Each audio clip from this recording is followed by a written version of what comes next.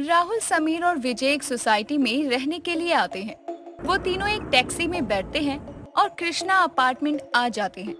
वो लोग गेट के पास खड़े होते हैं और गेट अपने आप खुल जाता है। ये देखकर तीनों डर जाते हैं। अबे ये क्या, लगता है यहाँ कोई जादू है। दरवाजा तो अपने आप खुल गया और यहाँ तो कोई गार्ड भी नहीं है। अरे ओ अकल के अंधे, देख वो रहा गार्ड। लेकिन गार्ड की शक्ल देख कितनी डरावनी है ना। मैं तो कहता हूँ चल यहाँ से। तुम लोग फालतू में डर रहे हो सकता है अंकल बीमार हो। चुपचाप सामान उठाओ और अंदर चलो। तीनों अपना अपना सामान उठाते हैं और अंदर फ्लैट पर चले जाते हैं। वैसे ही उस फ्लैट में रहने को तो बहुत सारे लोग थे, लेकिन शाम के 6 के बाद सब गायब हो जाते थे। रात होती है और तीनों खाना खाकर सो जाते हैं। आधी रात को विजय को चूड़ी और पायल की आवाज आती है और वो राहुल को लात मारता है। अबे राहुल भाई, अबे सुनना, अबे तुझे कितनी बार कहा है मैंने, रात में चूड़ी और पायल पहन के मत सोया कर यार, बहुत प्रॉब्लम होती है मुझे। पर मेरे भाई, मैंने तो कुछ नहीं पहना है, मैं तो तेरे बगल में सो रहा हूँ ना। अरे समीर भाई, राहुल भाई के साथ रहते रहते आपको भी खुमार चढ़ रहा है क्या इनकी तरह बनने का? अरे पहले तो मैं इनसे परेशान रहता था और अब आप भी इनके जैसे मीठे बनने लग गए। अबे दो को कैसे संभालूंगा मैं मीठा नहीं हूँ जो चूड़ियाँ पहनूंगा। मेरी तो गर्लफ्रेंड है, उसको चूड़ियाँ दिलवाता हूँ मैं, ना कि खुद पहनता हूँ। लगता है भाई तुझे किसी लड़की की याद आ रही है। मैं समझ सकता हूँ, चल सो जा अभी। अबे क्या बोले जा रहा है, मैं तेरे जैसा नहीं हूँ, ठीक है? जो लड़का होके लड़कों पे लाइन मारे, हट। तीनों एक दूसरे पर इल्जाम लगाने लगते हैं।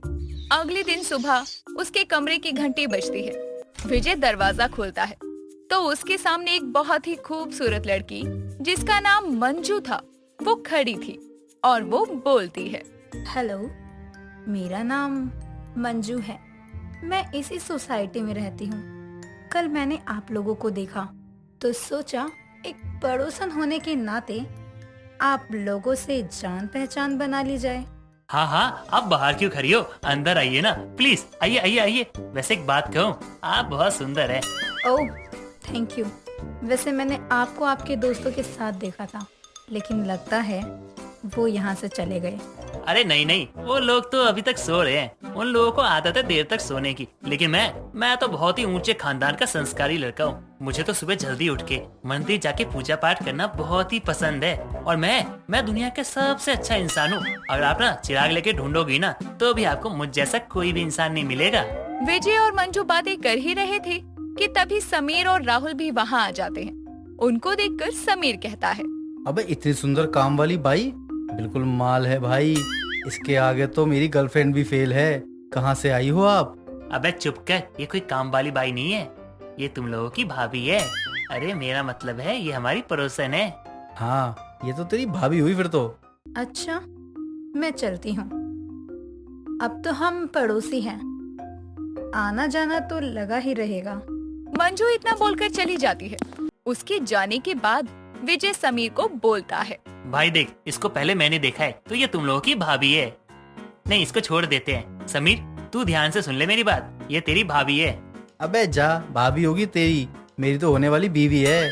और बाय द वे, तू करता ही क्या है जो लड़कियां तुझसे पटेंगी? लड़की पटाने के लिए जिगरा होना चाहिए, जिगरा। अबे तुम दोनों उसके लिए लड़ रहे हो, मुझे तो वो बिल्कुल पसंद नहीं है। उसमें ना तो मेरी जैसी बात है और ना ही अदा। बैड चॉइस है तुम दोनों की। ओए मीठे, तू रहने दे।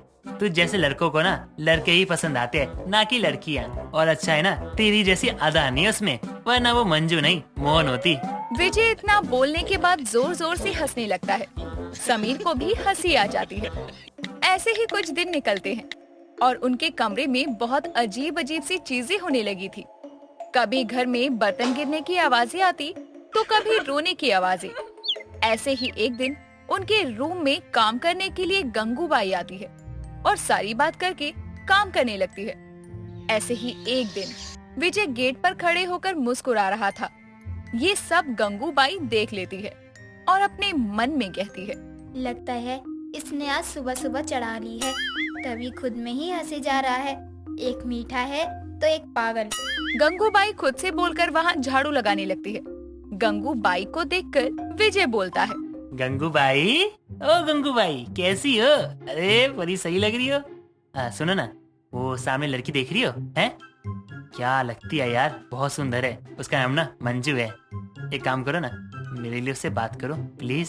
हो साहब, मैं तुम्हारे लिए बात तो करूंगी, लेकिन मुझे जानवरों की भाषा नहीं आती है, इसलिए आप किसी और से बोल दो। लगता है ना तुम्हें सुंदर लड़कियां अच्छी नहीं लगती है, इसलिए उस खूबसूरत सी बला को जानवर कह रही हो तुम। कल से हमारे घर में काम करने के लिए मत आ जाना गलती से भी, क्योंकि हमारे घर में ना भूत रहती है। मुझे लगता है साहब आपको बहुत ज्यादा चढ़ गई है। खैर, तुमको काम नहीं करवाना तो मेरी पगार दे दो, मैं यहाँ से जाती हूँ, बहुत घर है मेरे पास। गंगूबाई के इतना बोलते ही दोनों में बहस होने लगती है। विजय उसको पगार देकर भगा देता है। रात को सब खाना खाकर सोने जाते हैं। राहुल जगा होता है और बाहर कॉरिडोर में घूम रहा होता है। तभी उसको मंजू नाचते हुए दिखती है। मंजू को देखकर राहुल डर जाता है और जल्दी से गेट बंद करके सो जाता है और अगली सुबह उठकर बोलता है, तुम दोनों जो उस मंजू के पीछे हो ना, मेरा कहा मानो तो उसका पीछा छोड़ दो। कल रात को मैंने उसको नाचते हुए देखा था। अच्छा, बता जल्दी बता, किस गाने पे नाच रही थी वो? पक्का वो मेरा फेवरेट सॉन्ग होगा, मेरी पतली कमरिया आहा। अरे नहीं, वो तो इतनी हॉट है, हाई गर्मी पर डांस कर रही होगी। तुम दोनों मेरी बात नहीं मान रहे, पक्का फंसोगे। वो एक वो यार, ये भूतिया सोसाइटी, हम निकल चलते हैं। क्या भू बू बू बू कर रहा है? पक्का इसने कुत्ते को देखा होगा, तभी तो भू बू कर रहा है। अरे चल राहुल यार, और मुझे मंजू को पटाने का कोई नया आइडिया दे। तीनों बातें कर ही रहे होते हैं कि तभी मंजू आ जाती है और उसको देखकर विजय बोलता है, देख आगे तेरी भाभी, चल भाभी के पाँव छू ले। क्या भाभी? मैं तुझे कितनी बार बोला है कि भाभी तेरी है, मेरी तो बीवी है। तू है कि मानता ही नहीं है। देख ले, मुझसे प्यार करती है तभी तो मेरी तरफ देख रही है। समीर इतना बोलता ही है कि उसके हाथ से एक पेन गिर जाता है और वो नीचे उसको उठाने के लिए झुकता है और देखता है कि मंजू के पैर उल्टे हैं। वो जल्दी से खड़ा होता है और राहुल को इशारे करने लगता है, लेकिन राहुल इशारे समझ नहीं पाता। मंजू समीर को इशारा करते हुए देख लेती है और समीर बोलता है, वेल, मैं सोच रहा हूँ कि तू मंजू को प्रपोज कर दे विजय, हम इसको भाभी बना लेंगे। तेरी खुशी में ही हमारी खुशी है। अच्छा मैं चलता हूँ, मुझे कुछ काम है भाई। अरे कहाँ चला तू? अपनी भाभी के लिए चाय तो ले आ। ये चाय नहीं खून पीती है। मेरा मतलब है इतनी गर्मी हो रही है और तू चाय की बात कर रहा है। हम इनके लिए रूह अफ़ज़ा बना कर लाते हैं।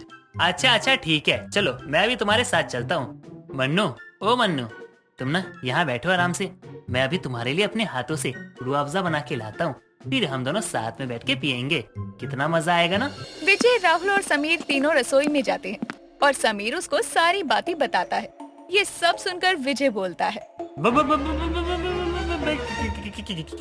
क्या बोल रहा है? ये तो मंजू थी ना, ये मंजूलिका कैसे बन गई? अच्छा हुआ भाइयों, तुमने मुझे बता दिया, वरना मेरी तो जान चली जाती। वो मेरा खून पी जाएगी क्या? मम्मी डर लग रहा है, मैं क्या करूं? मेरी बात सुनो, अब हमको यहाँ से बचकर निकलना है, लेकिन अभी इसके आगे हमें ऐसे रहना है कि जैसे हमें कुछ पता ही नहीं है। हम आज रात को यहाँ से चुपचाप निकल जाएंगे, ठीक है? जाके उसके साथ रूह अफ़ज़ा पी। समीर का कहा दोनों मान जाते हैं और राहुल मंजू के साथ बैठकर रूह अफ़ज़ा पीती है। कुछ देर बाद मंजू चली जाती है। रात होती है और तीनों अपना अपना सामान लेकर निकल जाती है, लेकिन रात को उनको अचानक से मंजू आती दिखती है, तो तीनों अलग अलग हो जाते हैं और कुछ देर तक ऐसा ही चलता रहता है। वो लोग जहाँ जहाँ भी जाते मंजू दिखाई देती। कुछ देर बाद जैसे तैसे करके तीनों कृष्णा सोसाइटी के बाहर निकल जाते हैं और सोसाइटी का दरवाजा अपने आप बंद हो जाता है। तीनों गले मिलते हैं और राहुल बोलता है, देख लिया ना, मेरी वजह से तुम लोग आज बच गए, वरना समीर की और मेरी भाभी विजय का खून पी जाती। भाई प्लीज उस मंजूलिका का नाम मत ले यार, वरना मैं संन्यास ले लूंगा और किसी भी लड़के को तुम्हारी भाभी नहीं बनाऊंगा। अरे यार, इसके साथ रह रहे के मैं क्या बोले जा रहा हूँ, मतलब मैं किसी लड़की को तुम्हारी भाभी नहीं बनाऊंगा। प्लीज उसका नाम मत लेना आज के बाद।